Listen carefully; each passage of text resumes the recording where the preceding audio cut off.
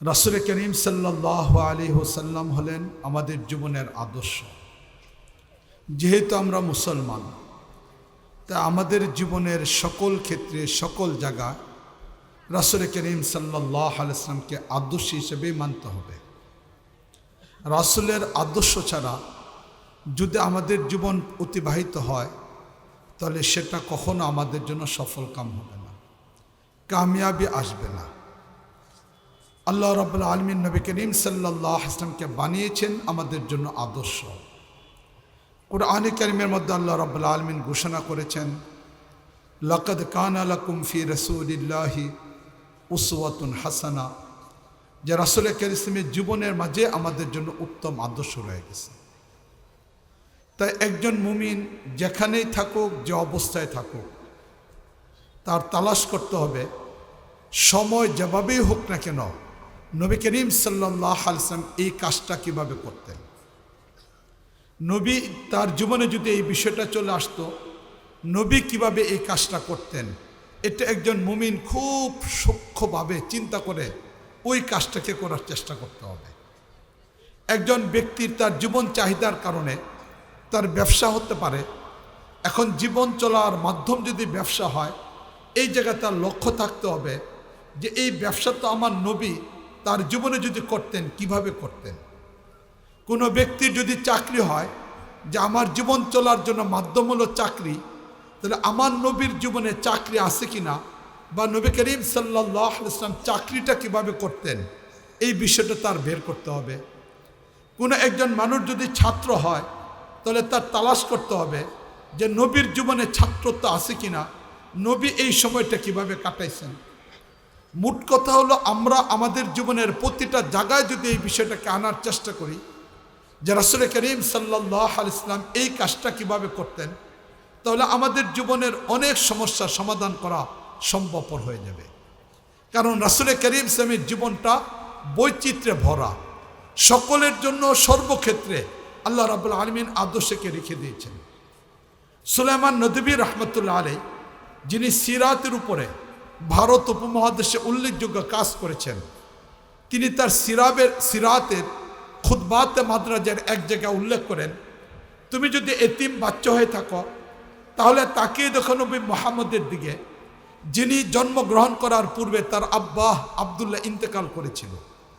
তুমি যদি কৈশোরের কোনো বাচ্চা হয়ে থাকো, তাহলে তুমি তাকিয়ে দেখো নবী মুহাম্মদের দিকে, নবী মুহাম্মদের কৈশোরের জীবন থেকে তুমি আদর্শ খুঁজে পাবে। তুমি যদি অল্প বয়সে অন্যের উপর নির্ভরশীল কোনো মানুষ হয়ে থাকো, যেমন নবী 8 বছর বয়সে দাদা ইন্তেকাল করার কারণে একটা অসহায় অবস্থার মধ্যে পড়ে গেলেন, তাহলে তুমি তোমার জীবন থেকে তোমার জীবনের আদর্শ নবী মুহাম্মদের কাছ থেকে তালাশ করতে পারবে। অসহায় অবস্থায় একটা মানুষ কিভাবে জীবন যাপন করে, ওই সময়ে তুমি আদর্শ গ্রহণ করো নবী মুহাম্মদ থেকে, যিনি চাচার পরিবারে পড়েছেন, যে চাচা দরিদ্র ছিল, কিন্তু সেই দরিদ্র পরিবারের উপর নিজে বোঝা না হয়ে বরং মক্কার মানুষগুলোর এক কিরাতের বিনিময়ে রাখালের কাজ করে পরিবারকে সহযোগিতা করার চেষ্টা করতেন। তাহলে তোমার জীবন থেকে তোমার জীবনে তুমি আদর্শ খুঁজে পাবে। তুমি যদি কোনো ব্যবসায়ী হয়ে থাকো, তাকে দেখো নবী মুহাম্মদের দিকে, 12 বছর বয়সে যিনি চাচা আবু তালেবের সাথে ব্যবসার জন্য যাচ্ছেন। তুমি যদি কোনো সাংগঠনিক ব্যক্তি হয়ে থাকো, তাহলেও তুমি তাকিয়ে দেখো নবী মুহাম্মদের দিকে, 16 থেকে 18 বছর বয়সে যিনি হিলফুল ফুতুল সংগঠন তৈরি করে দীর্ঘদিন মক্কার সেই যুদ্ধকে বন্ধ করার কাজ করে যাচ্ছেন। তুমি যদি কোনো চাকরিজীবী মানুষ হয়ে থাকো, তাহলেও তুমি তাকিয়ে দেখো নবী মুহাম্মদের দিকে, যিনি 24 বছর বয়সে খাদিজার সাথে চুক্তি করে চাকরিজীবী হিসেবে কাজ করে যাচ্ছেন। তুমি তোমার জীবনের আদর্শ খুঁজে পাবে। তুমি যদি পিতা হয়ে থাকো, তাহলেও তুমি তাকিয়ে দেখো নবী মুহাম্মদের দিকে, যার ঘরে 4 জন মেয়ে সন্তান, 3টা ছেলে সন্তান রয়েছে। তুমি যদি স্বামী হয়ে থাকো, তাকিয়ে দেখো নবী মুহাম্মদের দিকে, যার ঘরের মাঝে একই সময়ে 9 জন স্ত্রী রয়েছেন। তুমি যদি ছাত্র হয়ে থাকো, তাকিয়ে দেখো নবী মুহাম্মদের দিকে, 39 বছর 6 মাসে যিনি যেখানে গাড়ে হারায় চলে গেলেন, একজন ছাত্র শিক্ষকের জন্য কি আদর্শ গ্রহণ করতে হয়, তুমি নবী মুহাম্মদের কাছ থেকে খুঁজে পাবে। তুমি যদি শিক্ষক হয়ে থাকো, তাকে দেখো নবী মুহাম্মদের দিকে, যিনি দারুল আরকাম অথবা দারুস সুফার ভিতরে শিক্ষকতার দায়িত্ব পালন করতেছেন, তুমি যদি বক্তা হয়ে থাকো, তাকে দেখো নবী মুহাম্মদের দিকে, যিনি মক্কা বিজয়ের সময়, যিনি বিদায় হজ্জের ময়দানে 1,24,000 মানুষের সামনে বক্তব্য করতেছেন। তুমি যদি পরাজিত দলের কোনো কর্মী হয়ে থাকো, তাহলে তুমি তাকে দেখো নবী মুহাম্মদের দিকে, যিনি উহুদের যুদ্ধের ময়দানে পরাজিত একজন সৈনিক। তুমি যদি বিজয়ী দলের কোনো নেতা হয়ে থাকো, তাহলে তুমি তাকে দেখো 21 বছর পরে কাবার চত্বরে দাঁড়ানো মুহাম্মদের দিকে, যিনি 21 বছর পরে যে কাবা থেকে তাকে বের করা হয়েছিল, যে মক্কা থেকে তাকে বের করে দেওয়া হয়েছিল, আজকে সেখানে একজন বিজয়ী সেনাপতি হিসেবে কাবার চত্বরে দাঁড়ানো। তুমি যেই হও না কেন, যেখানেই থাকো না কেন, মালিক আল্লাহ রাব্বুল আলামিন নবী করিম সাল্লাল্লাহু আলাইহি ওয়াসাল্লামের ভিতরে তোমার জন্য আদর্শ কেটে দিয়েছেন। মালিক ঘোষণা করে দিয়েছেন, লাকাদ কানা লাকুম ফি রাসূলিল্লাহি উসওয়াতুন হাসানা। নবী করিম সাল্লাল্লাহু আলাইহি ওয়াসাল্লামের জীবনের মাঝেই তোমাদের জন্য আদর্শ রয়েছে। এজন্য মুআজ্জাজ হাজরিন, আমরা মুসলমান, আমাদের জীবনের প্রতিটা ক্ষেত্রে এই বিষয়কে অংশগ্রহণ করতে হবে, এই বিষয়টাকে চিন্তা করতে হবে। এই কাজটা আমি করতেছি, নবী যদি এই কাজটা করতেন কিভাবে করতেন, আমার এই কাজটা করা দরকার, নবীর যদি সামনে এই কাজটা চলে আসতো, নবী এইভাবে কিভাবে করতেন, এই বিষয়টা যখন একজন মুমিনের চিন্তায় চলে আসবে, তখন জীবনের প্রতিটা ক্ষেত্রে রাসূলকে জানার চেষ্টা করবে, রাসূলকে মানার চেষ্টা করবে, রাসূলের সাথে সম্পর্ক তৈরি হবে। মুআজ্জাজ হাজরিন, রাসূল করিম সাল্লাল্লাহু আলাইহি ওয়াসাল্লাম পূর্ণাঙ্গ একটা দিন আমাদের মাঝে রেখে গিয়েছেন। রাসূল করিম সাল্লাল্লাহু আলাইহি ওয়াসাল্লাম যখন নবুয়তে 23 বছর পূর্ণ করে, মালিকের ভালোবাসার চরম পর্যায়ের যে ইবাদত, যে মালিকের ঘরকে অবলম্বন করা হয়, তাই হলো হজ। নবী করিম সাল্লাল্লাহু আলাইহি ওয়াসাল্লাম মক্কায় ছিলেন। মক্কায় নবুয়ত পাওয়ার ৫ম বছরে মালিক আল্লাহ রাব্বুল আলামিন নামাজ ফরজ করেছেন। নবী করিম সাল্লাল্লাহু আলাইহি ওয়াসাল্লাম মক্কায় ছিলেন, রাসূল কারীমের উপরে যাকাত আল্লাহ রাব্বুল আলামিন ফরজ করেছেন। নবী মক্কা থেকে মদিনায় গিয়েছেন, মালিক আল্লাহ রাব্বুল আলামিন নবী করিম সাল্লাল্লাহু আলাইহি ওয়াসাল্লামের উপর সোমকে ফরজ করেছেন। নবী করিম সাল্লাল্লাহু আলাইহি ওয়াসাল্লামের জীবনের গুরুত্বপূর্ণ ইবাদত, মালিকের ঘরকে অবলম্বন করে প্রেমময় ইবাদত, মালিকের প্রতি ভালোবাসার নিদর্শন, মালিকের ঘরের পাশে গিয়ে লাব্বাইক আল্লাহুম্মা লাব্বাইক বলে চিৎকার করে প্রেমের ইবাদত বহির্প্রকাশের নামে হলো হজ, যেটা নবী করিম সাল্লাল্লাহু আলাইহি ওয়াসাল্লামের জীবনে 9ম হিজরি সনে ফরজ হয়েছিল। এই হজ ফরজের পরে নবী 1 বছর পর হজ আদায় করেছেন। 10ম হিজরি সনে নবী করিম সাল্লাল্লাহু আলাইহি ওয়াসাল্লাম হজ আদায় করলেন। হজের কার্যক্রমগুলো সম্পূর্ণ করার জন্য মিনায় চলে গেলেন। মিনার থেকে এবার নবী করিম সাল্লাল্লাহু আলাইহি ওয়াসাল্লাম আরাফার ময়দানে উপস্থিত। সেই জাবালের রহমতে থাকা অবস্থায় মালিক আল্লাহ রাব্বুল আলামিন নবী করিম সাল্লাল্লাহু আলাইহি ওয়াসাল্লামের উপরে কোরআনে কারীমের আয়াত নাযিল করলো। মালিক আল্লাহ রাব্বুল আলামিন ঘোষণা করে দিলেন, আল ইয়াউমা আকমালতু লাকুম দীনাকুম। এই আয়াত আল্লাহ রাব্বুল আলামিন নাযিল করলেন। মুআজ্জাজ হাজরিন, এটা শুধু একটা আয়াত ছিল না, এটা সাহাবায়ে কেরামের আমলের স্বীকৃতি ছিল। দীর্ঘ 23টা বছরের ভিতরে সাহাবায়ে কেরাম যে পরিমাণ ত্যাগ আর কুরবানি দিয়েছিলেন ইসলামের জন্য, সাহাবায়ে কেরাম যে পরিমাণ রক্ত ঝরিয়েছিলেন, ওই তো আজকে সেই আরাফার ময়দানে নবী করিম সাল্লাল্লাহু আলাইহি ওয়াসাল্লাম যখন জাবালে রহমতের পাশে দাঁড়ানো, মালিক যখন আয়াত নাযিল করলেন, সাহাবায়ে কেরামের মধ্য থেকে কেউ চিৎকার করে কাঁদতেছেন, কারো হৃদয়ের মধ্যে আনন্দ চলে আসতেছে। সাহাবায়ে কেরামের অবস্থা পরিবর্তন হয়ে গেল। এই আয়াত শুধু আয়াত না, দীর্ঘ 23 বছরে তাদের কাজের স্বীকৃতি। সাহাবায়ে কেরামের মনে পড়ে গেল সেই সুমাইয়া রাদিয়াল্লাহু তাআলা শাহাদাতের কথা। সাহাবায়ে কেরামের মনে পড়ে গেল আম্মারের পরিবারের উপর জুলুম নির্যাতনের কথা। সাহাবায়ে কেরামের মনে পড়ে গেল সেই বেলাল রাদিয়াল্লাহু তাআলা নির্যাতনের কথা। সাহাবায়ে কেরামের মনে পড়ে গেল সেই মুসআব বিন উমাইর রাদিয়াল্লাহু তাআলা আনহুকে একটা পূর্ণ কাপড়ও দিতে পারেন নাই, দুনিয়া থেকে বিদায় দিতে হয়েছে কাফনের কাপড় পূর্ণ ছাড়া। এইভাবে সাহাবায়ে কেরামের মনে পড়ে গেল। সাহাবায়ে কেরামের মনে পড়ে গেল হামজা রাদিয়াল্লাহু তাআলার কথা, যেখানে হামজা রাদিয়াল্লাহু তাআলাকে 3 টুকরা কাফনের কাপড় দেওয়া যায় নাই।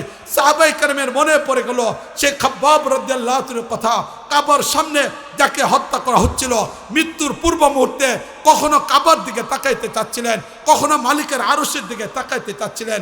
সেই মৃত্যুর পূর্ব মুহূর্তে কাফেররা সেই মাথাকে উঁচু থেকে নিচের দিকে ফিরিয়ে দিল, কাবার দিক থেকে চেহারাকে ঘুরিয়ে দিল।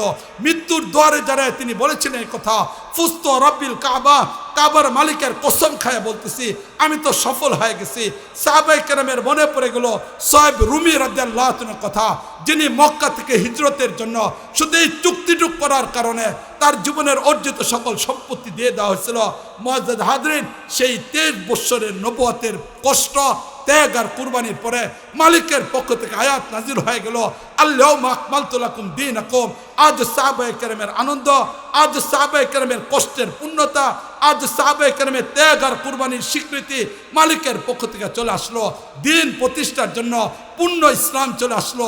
আর মালিকের পক্ষ থেকে ঘোষণা এই আয়াতের মাধ্যমে আল্লাহ রাব্বুল আলামিন জানাই দিলেন যে কিয়ামত পর্যন্ত পৃথিবীর কোনো মানুষ যদি ইসলামের উপরে চলতে চায়, দুনিয়াতে কোনো মানুষ যদি ইসলামকে আগে চলতে চায়, যুগ যত আগে চলুক না কেন, সেই মরুভূমির ইসলাম, সেই হেরা গোয়া থেকে বের হওয়া, যে সময় শুধু পাহাড় আর এরকম মরুভূমি ছিল, যে যুগের মানুষগুলোর দ্রুতগামী বাহন ছিল ঘোড়া, যে মানুষগুলোর এক জায়গা থেকে আরেক জায়গায় মালগুলোকে বহন করার মাধ্যম ছিল উট, সেই মানুষগুলো চাঁদে যাওয়ার কল্পনা করতো না, মঙ্গল গ্রহে যাওয়ার কল্পনা করতো না।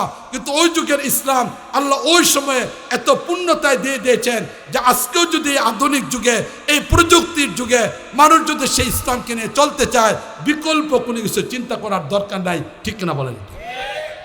এইভাবে মালিক আল্লাহ রাব্বুল আলামিন সেদিন আয়াত নাজিল করে নবী করিম সাল্লাল্লাহু আলাইহি ওয়াসাল্লামের মাধ্যমে ইসলামের পূর্ণতা দিয়ে গেছেন। এর পাশাপাশি মালিক আল্লাহ রাব্বুল আলামিন ঘোষণাও করে দিয়েছেন, ইন্না নাহনু নাযালনা যিকরা ওয়া ইন্না লাহু লাহাফিজুন। যে ইসলাম হেরা গুহায় নবীর উপর নাজিল হয়েছিল, ইকরা বিসমি রাব্বিকাল্লাযী খালাক, যার মাধ্যমে সূচনা হয়েছিল। ইন্তেকালের 90 দিন পূর্বে মালিকের কাছে কোরআনের সর্বশেষ আয়াত নাজিল হলো, ওয়াত্তাকু ইয়াওমান তুরজাউনা ফীহি ইলাল্লাহ, যার মাধ্যমে ইসলাম পূর্ণতা পেয়ে গেল, কোরআনে কারীমের পূর্ণতা পেয়ে গেল। এই কোরআন সেই কোরআন 1450 বছর নয়, কিয়ামত পর্যন্ত তার মধ্যে বিকৃত হবে না। ইন্না নাহনু নাযালনা যিকরা ইন্না লাহু লাহাফিজুন, মালিক ঘোষণা দিয়ে দিলেন। সাথে সাথে ইসলাম এমন একটা ধর্ম হিসেবে নবী করিম সাল্লাল্লাহু আলাইহি ওয়াসাল্লাম ঘোষণা দিয়ে গেলেন, যেখানে কোনো অস্পষ্টতা নেই, যেখানে কোনো ধরনের প্রচ্ছন্নতা নেই, যেখানে কোনো অন্ধকার নেই। নবী করিম সাল্লাল্লাহু আলাইহি ওয়াসাল্লাম তার জবানে ঘোষণা করলেন, তারাকতুকুম আলা মিল্লাতি বাইদাই, তারাকতুকুম আলা মিল্লাতি বাইদাই লাইলুহা কানহারিহা, তোমাদেরকে পরিষ্কার একটা ধর্মের মধ্যে রেখে যাচ্ছি। এখানে অন্ধকার বলতে কিছু নেই, রাত বলতে কোনো কিছু নেই, এমন একটা ধর্ম। তাই এই যুগেও যদি আমরা সেই ইসলামকে পালন করতে চাই, আমাদের ইসলাম পরিপূর্ণ একটা ইসলাম, আমাদের ইসলাম সংরক্ষিত ইসলাম, এখানে কোথাও কোনো ধরনের ঝামেলা নেই, আমাদের ইসলাম পরিচ্ছন্ন একটা ইসলাম। তাই মুআজ্জাজ হাজরিন, এই জায়গাতে আজকের বাংলাদেশে যদি সত্যিকার অর্থে ইসলামকে নিয়ে আমাদের ভাবতে হয়, ইসলামকে নিয়ে চিন্তা করতে হয়, তাহলে ভিন্ন দিকে আমাদের যাওয়ার দরকার নাই। একমাত্র ইসলামে আমাদের সব সমস্যার সমাধান দিতে পারবে। ঠিক না বলেন? ছাত্রদের এক আন্দোলনের মাধ্যমে নতুন একটা প্রেক্ষাপট আমাদের তৈরি হয়েছে। যে প্রেক্ষাপট আজকে আমাদের তৈরি হয়েছে, মুআজ্জাজ হাজরিন, এই প্রেক্ষাপটকে আমাদের মতো করে আমাদের সাজাইতে হবে। কে আমাদেরকে সাজাই দিবে, কে আমাদের প্রতি অনুকম্পা করবে, কে ক্ষমতায় গিয়ে আমাদের সহযোগিতা করবে, এই ধরনের ব্যক্তিদের নতুন করে কোনো বক্তব্য আমরা শুনতে চাই না। কোন ক্ষমতায় যাবে আর তারা এসে মঞ্চে এসে কথা বলবে, এরপরে এই কথাগুলোকে বলবে যে আমরা ইসলামের পক্ষে কাজ করব, নতুন করে আর কারো কথা শুনতে চাই না। এই 16 বছরেও যেমন আমাদের পক্ষে কেউ চলে না, এই 16 বছরও যেমন আমাদের জেলে যাইতে হয়েছে, এই 16 বছর যেমন মামলা যাইতে হয়েছে, এই 16 বছর যেমন জুলুম নির্যাতন হয়েছে, এই 16 বছর আগেও যারা ছিল তারাও জুলুম নির্যাতন কোনো দিক থেকে কম করে নেই। 1992 6 ডিসেম্বর যখন বাবরি মসজিদকে ভাঙ্গা হয়, ওই 6 ডিসেম্বরে বাবরি মসজিদকে ভাঙ্গার পরে যখন শেখুল হাদিস আজিজুল হক সাহেব রহমতুল্লাহ আলাই, মুফতি আমিনী রহমতুল্লাহ আলাই লং মার্চে ডাক দিয়েছিল। এই লং মার্চ যখন চলতে চলতে সেই বেনাপুল পর্যন্ত যাওয়ার সিদ্ধান্ত হলো, সেখান থেকে ফিরে আসবে, এটাই ছিল সিদ্ধান্ত। কিন্তু ওই সময়ের মধ্যে যারা ক্ষমতায় ছিল সেদিন বেনাপুলের প্রান্তরে গুলি করেছিল, ওই সময়ে 6 জন ব্যক্তি শহীদ হয়েছে। ঠিক না বলেন? এটা সাতটা চত্বরেও যেমন আমাদের লাশ পড়ছে, সেদিন লং মার্চের মধ্যে আমাদের গুলি করা হয়েছে। এই জন্য কেউ আমাদের পক্ষে না, বরং আমরাই যদি এই দেশে কিছু করতে হয় আমাদের মতোই করতে হবে। কাউকে ক্ষমতায় উঠানো নামানো লেজুর ভিত্তিক কোনো কাজ করা যাবে না। এই জন্য আমাদের বাংলাদেশে আমাদের মতো করেই কাজ করতে হবে। মুআজ্জাজ হাজরিন, কাজের সূচনাটা কি হবে এটার উপর আমি আপনাদের সামনে একটু আলোচনা করতে চাই। আজকে আমার বাংলাদেশ কত কঠিন একটা পরিস্থিতির ভিতরে এই 53 বছরের মধ্যে পড়ে গেছে, একটু চিন্তা ভাবনা করি। বাংলাদেশের সংবিধান এটা একটা দেশের স্বীকৃতময় একটা বস্তু। এই সংবিধানকে অবলম্বন করে একটা দেশের স্বীকৃতি আসে। এখন আজকে যদি আমাদের বাংলাদেশের হুট করে যদি আমরা সংবিধানকে পরিবর্তন করতে চাই, আন্তর্জাতিক পরিমণ্ডলে বাংলাদেশের স্বীকৃতি আসবে না। এমনকি এই সংবিধানকে কেউ পরিবর্তন করতে চাইলেও পরিবর্তন করা সম্ভব না। কিন্তু এই বাংলাদেশের সংবিধানটা কোন পর্যায়ে গিয়েছে, আজকে আমরা যারা এখানে সাধারণ মানুষ অনেকে আছি বাংলাদেশের সংবিধান দেখি নাই। অনেক উলামায়ে কেরাম আছেন, আমি তাদের এলেম আমলের প্রতি শ্রদ্ধা, আমি ছোট্ট মানুষ, কিন্তু এরপরও আমি বিনয়ের সাথে এই কথা বলবো, অনেক আলেম আমরা হয়তো এখানে আছি যারা বাংলাদেশের সংবিধান সম্পর্কে জানি না, সংবিধান সম্পর্কে দেখেও নাই, সংবিধান কোনোদিন পড়েও নাই। মুআজ্জাজ হাজরিন, আল্লাহ অহংকার থেকে হেফাজত করুক। আমিও আমাদের কওমি মাদ্রাসা উলামায়ে কেরামের অন্তর্ভুক্ত, উনার যে কিতাব পড়েন এটা আমি পড়ছি, এর বাইরে আমার কোনো কিছু নেই। কিন্তু একটা চেতনা থেকে বাংলাদেশের সংবিধান সম্পর্কে প্রায় বলতে গেলে 10 থেকে 12 বছর যাবত আমি কাজ করতেছি। সংবিধানের কোন ধারাটা ইসলামের পক্ষে, কোন ধারাটা ইসলামের পক্ষে না, এটার উপর আমি কাজ করি। বিশেষ করে আমাদের মাদ্রাসায় ইফতাতে আমি এই ক্লাসটাকে নেই, বাংলাদেশের সংবিধান কোরআনের সাথে কতটুকু সাংঘর্ষিক, এই সংবিধানকে মারা যাবে কিনা। এই জন্য বাংলাদেশের সংবিধান সম্পর্কে একটা কঠিন জটিলতা আমি আপনাদের সামনে তুলে ধরতে চাই। মুআজ্জাজ হাজরিন, শুধু আলোচনাটাকে বোঝার জন্য 4 থেকে 5 মিনিট মনোযোগের সাথে কথাটাকে শোনার চেষ্টা করি। যখন 7 মার্চের সেখানে শেখ মুজিবুর রহমান সেখানে বক্তব্য দিলেন, রেড কোর্সের ময়দানে বক্তব্য দিলেন, যে বক্তব্যটা আমাদেরকে এতদিন পর্যন্ত শোনানো হয়েছে, এই বক্তব্যটা পূর্ণ বক্তব্য না। যারা ইউটিউব ব্যবহার করেন, ইউটিউবে সার্চ দিয়ে দেখবেন 7 মার্চের বক্তব্য পূর্ণটা আপনাদের সামনে আসবে। সেই বক্তব্যে শুরু করেছিল বিসমিল্লাহির রহমানির রহিমের দ্বারা, এই বক্তব্য সমাপ্ত করেছিল ইনশাআল্লাহ দ্বারা। যে ব্যক্তি বিসমিল্লাহ বলেন আর ইনশাআল্লাহ বলেন, স্বাভাবিক কিছুক্ষণের সময়ের জন্য আমরা মেনে নিতে পারি, এটা একজন মুসলমানের কাজ, ঠিক না বলেন? এটা 7 মার্চের বক্তব্যের পরে এরপরে যখন পশ্চিম পাকিস্তানের মানুষগুলো যখন আমাদেরকে সেই বৈষম্যকে তারা স্বীকার না করে, বৈষম্যকে সমস্যা দূর না করে, তারা যখন জুলুম নির্যাতনের মাধ্যমে শক্তি প্রয়োগ করে যখন এটা সমাধান করতে চাইলো, আর এটার উপর ভিত্তি করে শেখ মুজিবকে বন্দী করা হলো, শেখ মুজিবকেও বন্দী করা হলো, ডক্টর কামালকেও বন্দী করা হলো, চলে গেল পাকিস্তানের জেলখানা। ওই পাকিস্তানের জেলখানা কিভাবে শেখ মুজিব ছিল এই ব্যাপারে লিখিত বই আছে, যে কেউ বইটা পড়তে পারেন। এই বিগত সরকার বইটাকে ব্যান করে দিয়েছিল, এখনো তো অনলাইনে খুঁজে পাওয়া যেতে পারে, অথবা কোনো ব্যক্তির কাছে খুঁজে পাওয়া যেতে পারে। শেখ মুজিব যখন পাকিস্তানের জেলে, এই শিরোনামে বই আছে, পড়ে নিতে পারেন। আমার কাছে এই বইটা আছে। তো মুআজ্জাজ হাজরিন, তিনি কিভাবে কাটেছেন ওইটা ওই বই থেকে আলোচনা করব, ওই জায়গাতে আমরা দেখব। আমি এখন আর ওইদিকে যাচ্ছি না। এরপরে যখন দীর্ঘ 9 মাস পর্যন্ত যুদ্ধ হলো, যুদ্ধ যখন বেঁচে গেল, শেখ পরিবারের 17 জন ব্যক্তি ছিল যারা প্রাপ্তবয়স্ক, যুদ্ধ করতে পারত। এদের মধ্যে থেকে 13 জন ভারতের মেহমান হয়ে গেল, 13 জন ভারতের মেহমান হয়ে গেল। বাকি যারা দেশেও থেকে গেল, তারাও কোনোদিন অস্ত্র ধরে নাই। শেখ পরিবারের বাকি মানুষগুলো একজনও তোর এই অস্ত্র ধরছে কোথাও খুঁজে পাওয়া যাবে না। শেষ পর্যন্ত তখন এই দেশের তাওহীদি জনতা, কৃষক, মজুর, ছাত্র জনতা সকলের সম্মিলিতের মাধ্যমে দীর্ঘ 9 মাস পরে সেখানে স্বাধীনতার বিষয়টা চলে আসলো। দেশ যখন বিজয়ের দিকে চলে আসলো, এমন অবস্থায় পাকিস্তানের জেলখানা থেকে উনাকে মুক্তির বিষয়টা বলা হলো। উনাকে যখন প্রস্তাব দেওয়া হলো পূর্ব পাকিস্তানে আপনি চলে আসেন, তিনি বললেন লন্ডনে যাবেন। তিনি চলে গেলেন লন্ডনে। লন্ডনে যায় কয়েকদিন থাকলেন। থাকার পরে যখন লন্ডনে থেকে ওনাকে প্রস্তাব দেওয়া হলো এখানে চলে আসেন, বাংলাদেশে তিনি আসেন নাই, তিনি আবার চলে গেলেন সেই ইন্ডিয়াতে। ইন্দিরা গান্ধীর সাথে সময় ব্যয় করলেন।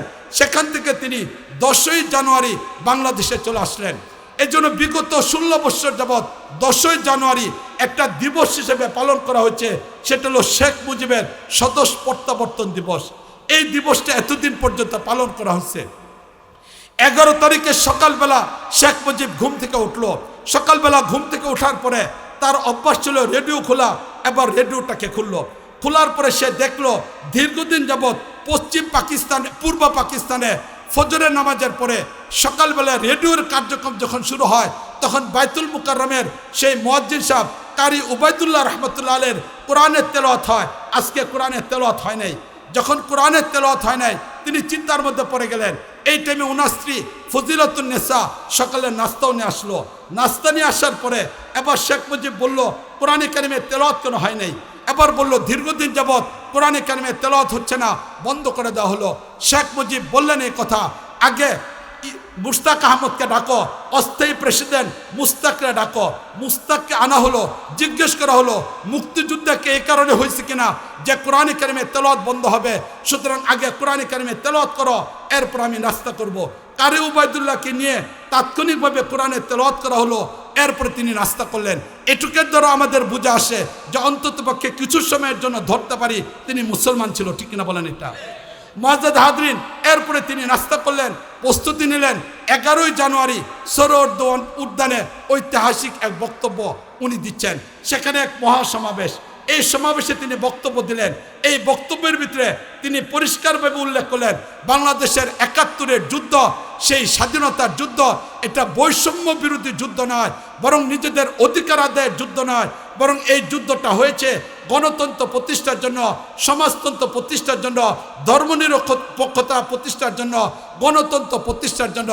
এই 4টা বিষয়কে সামনে রেখে তিনি সেখানে এই প্রস্তাবটা পেশ করলেন যে আজকে থেকে বাংলাদেশের মূল কাঠামো হবে, সংবিধানের মূল ধারা হবে ধর্মনিরপেক্ষতা, জাতীয়তাবাদ, সমাজতন্ত্র, গণতন্ত্র। এই 4টার উপরে যুদ্ধ হয়েছে। এই 4টার মাধ্যমে এখানে দেশের সেই সংবিধান তৈরি করা হবে এবং দেশ এই 4টার উপরে চলবে। মুআজ্জাজ হাজরিন, ওই দিন শেখ মুজিবুর রহমান ওই জায়গায় দাঁড়ায়া পুরা বাংলাদেশের ইসলামটাকে কবর দিয়ে ফেলেছে, পুরা বাংলাদেশের ইসলামের অবস্থাকে পরিবর্তন করে দিয়েছে।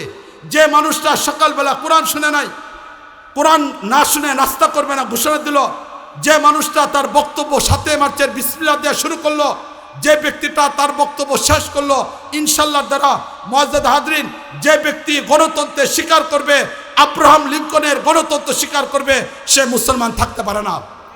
যেমনিভাবে সমাজতন্ত্রকে কেউ স্বীকার করলে মুসলমান থাকবে না, ধর্মনিরপেক্ষতাকে স্বীকার করলে মুসলমান থাকবে না, জাতীয়তাবাদকে কেউ যদি স্বীকার করে নেয় তাহলে সে মুসলমান থাকবে না। পুরো বাংলাদেশের পুরো অস্তিত্বকে সবচেয়ে জটিলতম একটা জায়গা সেদিন শেখ মুজিবুর রহমান সেই 11 তারিখে, জানুয়ারির 11 তারিখে পুরো বাংলাদেশের মানুষকে রেখে গিয়েছে। এখন এই বাংলাদেশের সংবিধানকে মানলে একজন মানুষ তিনি পূর্ণভাবে সংবিধানকে স্বীকার করলে তিনি ইসলামের উপরে থাকতে পারেন না, দ্বীনের উপরে থাকতে পারেন না, কোনো অবস্থায় থাকতে পারেন না। আবার যদি সংবিধানকে না মানা হয় তাহলে রাষ্ট্রদ্রোহীর মধ্যে শিকার হয়ে যান। এত জটিল পরিস্থিতিতে বিশ্বের আর কোনো রাষ্ট্র পড়ে নাই, কিন্তু সেদিন শেখ মুজিব গোটা বাঙালিকে এমন একটা কঠিন পরিস্থিতির মধ্যে ফেলে দিয়ে গেছে। মুআজ্জাজ হাজরিন, এবার এই সংবিধানকে যদি পরিবর্তন করতে হয় তাহলে 2টা বস্তু লাগবে। এই সংবিধানকে পরিবর্তনের জন্য 2টা বস্তুর প্রয়োজন। 1 নম্বর বস্তু হলো 1,56,000 বর্গ কিলোমিটারের এই বাংলাদেশের কাঠামোকে ভেঙে ফেলতে হবে। যদি এই কাঠামোকে ভাঙা হয় জাতিসংঘ তখন নতুন করে স্বীকৃতি দিবে। আর এই কাঠামোকে ভাঙার জন্য সেই মৌলানা ভাসানীর সুরে সুর মিলে বলতে হবে, আসাম আমার, ত্রিপুরা আমার, মিজোরাম আমার। যে ছোট্ট মানচিত্র তৈরি করেছে এই মানচিত্রকে আমি মানি না।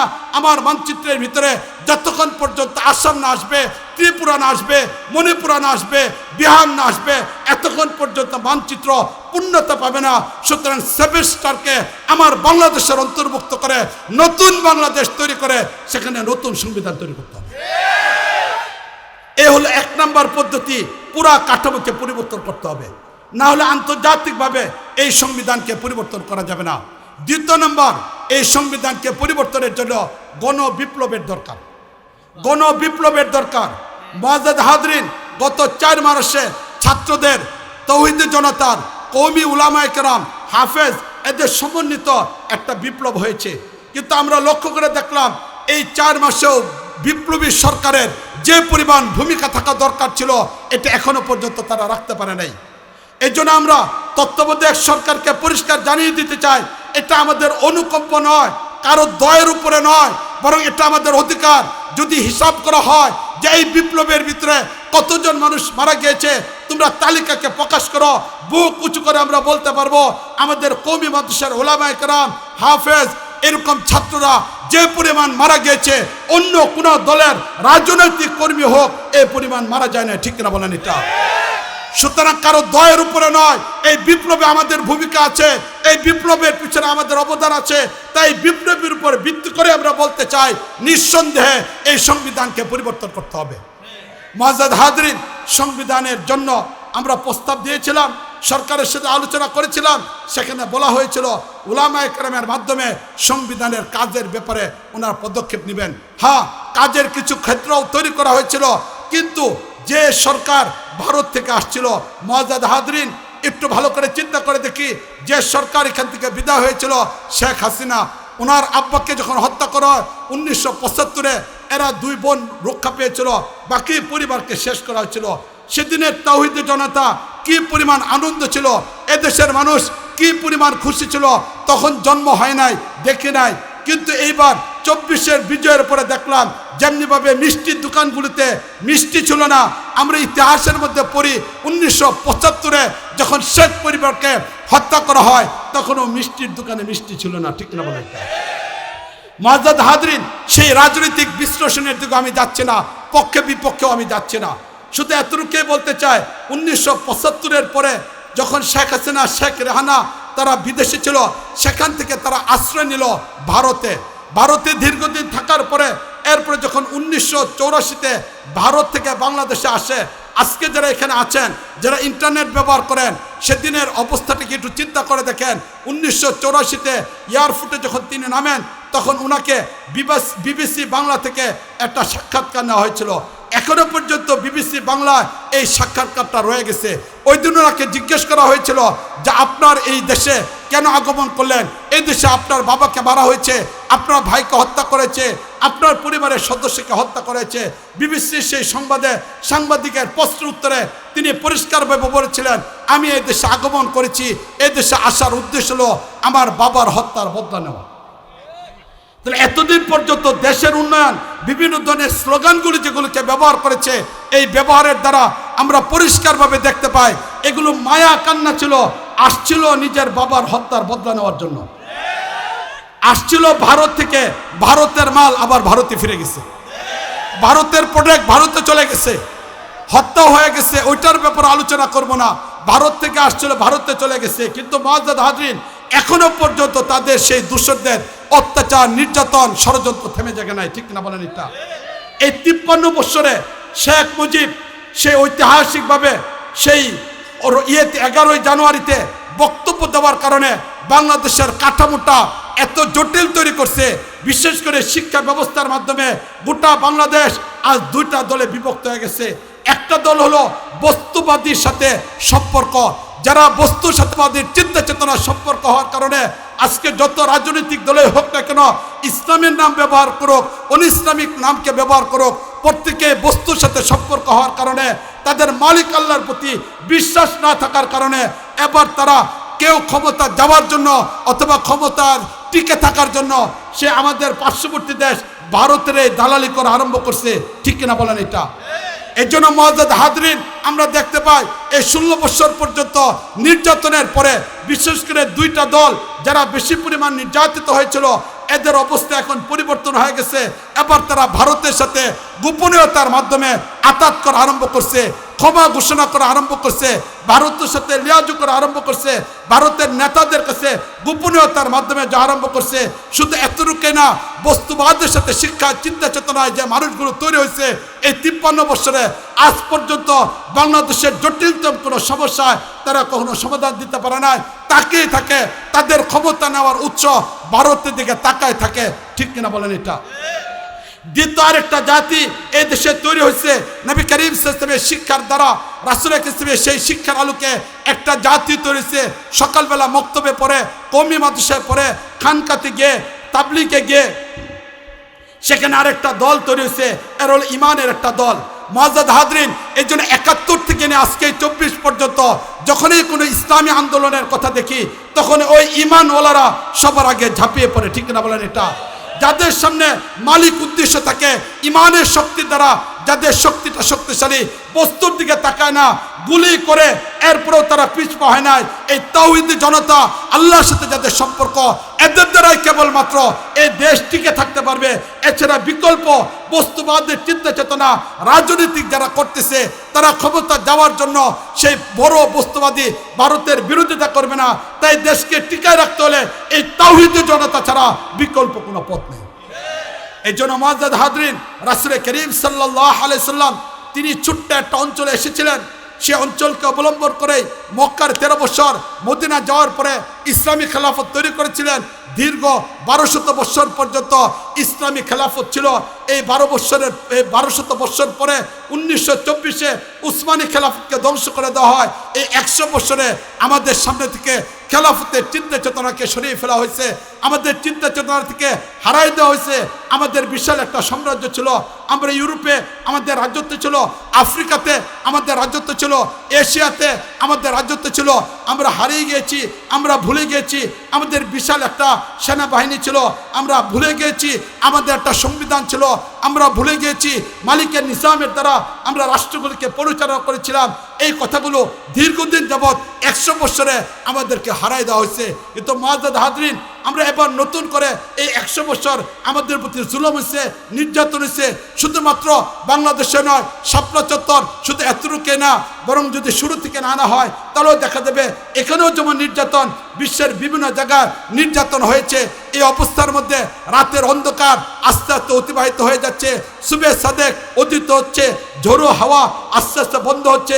নতুন করে পৃথিবীতে আবার মুসলমানরা জেগে উঠছে।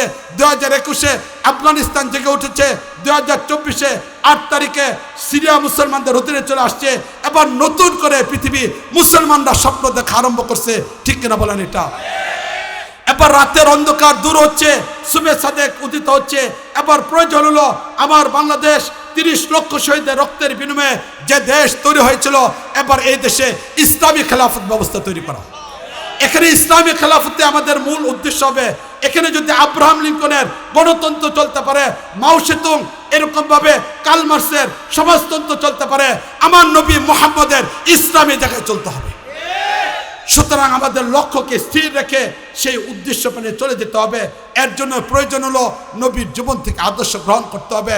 এই ব্যাপারেই তো মালিক ঘোষণা করছেন, লাকাদ কানা লাকুম ফি রাসূলিল্লাহি উসওয়াতুন হাসানা। এই জন্য আসুন নবীকে জানি, নবীকে চিনার চেষ্টা করি। আজকে যারা এখানে আসি, আজকে থেকে এই মাহফিল থেকে অন্ততপক্ষে একটা পয়গাম নিয়ে যান। এখান থেকে যে সকল ভাইরা যারা লেখাপড়া জানেন, শিক্ষিত, তারা নবীর জীবনের উপরে একটা বই কিনেন এবং প্রতিদিন আধা পৃষ্ঠা হলেও নবীর জীবনের উপরে বই পড়েন এবং নবীর জীবনের সাথে নবীকে জানার জন্য চেষ্টা করেন। আগামী পৃথিবী আমার বাংলাদেশকে নতুন করে সাজাইতে হবে নবীর আদর্শে। এই জন্য নবীকে জানা আমাদের জন্য অত্যন্ত জরুরি। মালিক আল্লাহ রাব্বুল আলামিন আমাদের সবাইকে কবুল মঞ্জুর করুন। ওয়া আখিরু দাওয়ানা আনিল হামদুলিল্লাহি রাব্বিল আলামিন। আসসালামু আলাইকুম ওয়া রাহমাতুল্লাহি ওয়া বারাকাতুহু।